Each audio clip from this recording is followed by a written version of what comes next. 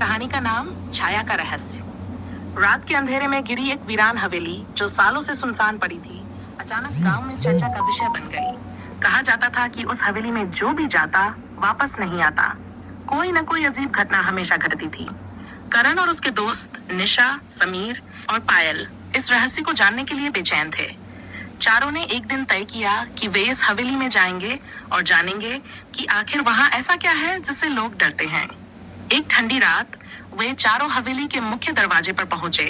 दरवाजा खुला हुआ था, जैसे किसी के आने का इंतजार कर रहा हो। करण ने हिम्मत जुटाई और सबसे पहले अंदर कदम रखा। उसकी पीठ पर हल्की ठंडक महसूस हुई, लेकिन उसने उसे नजरअंदाज किया। निशा ने पीछे से कहा, क्या हमें सच में अंदर जाना चाहिए? करण ने मुस्कुराते हुए जवाब दिया, डरने की कोई बात नहीं है, बस कुछ मिनटों के लिए अंदर देखते हैं। जैसे ही वे अंदर पहुंचे, हवेली के दरवाजे अचानक जोर से बंद हो गए। सब चौंक उठे। क्या ये हवा थी? समीर ने घबराते हुए पूछा।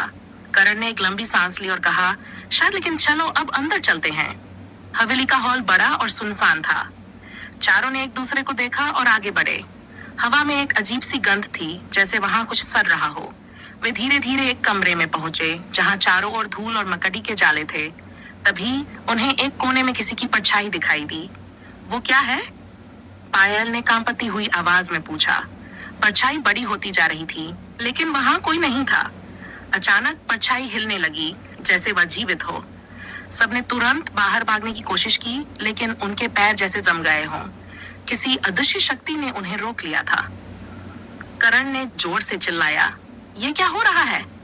तभी परछाई से एक धीमी और भयावह आवाज आई, तुम लोग यहाँ क्यों आए हो? निशा ने कांपते हुए जवाब दिया, हम सिर्फ देखना चाहते थे कि यहाँ क्या हो रहा है। परछाई हंसी और बोली, जो भी इस हवेली में आता है वह हमेशा के लिए यहाँ का हिस्सा बन जाता है। अचानक हवेली की दीवारें हिलने लगीं और छत से धूल गिरने लगी। चारों ने खुद को बचाने की कोशिश की, लेकिन वे उस परछाई के जाल में फंस चुके थे। करण ने हिम्मत जुटाकर चिल्लाया, हमें छोड़ दो, हम यहाँ से चले जाएंगे।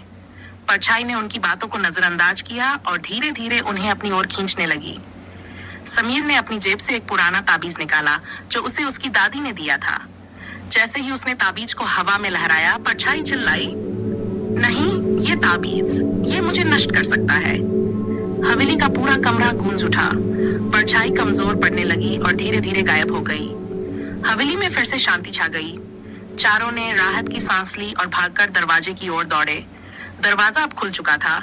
वे तुरंत हवेली से बाहर निकल आए। बाहर आते ही उन्होंने देखा कि हवेली अचानक टहने लगी। कुछ ही पलों में वह मलबे का ढेर बन गई। समीर ने अपने ताबीज को देखा और बोला, शायद इसने हमें बचा लिया, पर उस छाया का सच अब हमेशा के लिए दफन हो गया है।